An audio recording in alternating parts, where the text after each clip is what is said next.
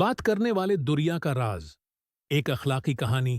ایک زمانے میں پہاڑیوں اور گھنے جنگلوں کے درمیان واقع ایک پرسکون گاؤں میں ایک وسیع خوبصورت دریا بہتا تھا۔ دیہاتیوں نے اسے دریائے لومورا کہا۔ یہ سورج کی روشنی میں چمکتا تھا اور جب ہوا اس کی سطح کو صاف کرتی تھی تو نرم دھنیں گاتی تھی۔ لوگوں نے کہا کہ دریا میں روح ہے اور نایاب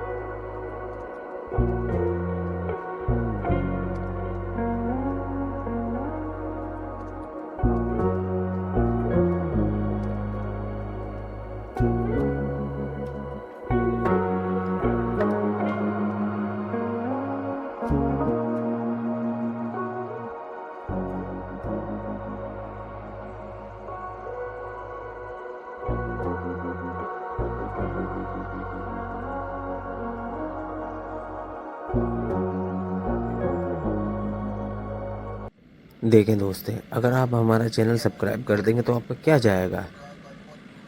آپ کے یوٹیوب چینل پہ صرف ایک سبسکرائب بڑھ جائے گا، لیکن اس سبسکرائب کی وجہ سے میری لائف سیٹ ہو جائے گی۔ دوستو please subscribe to watch my videos. Thank you.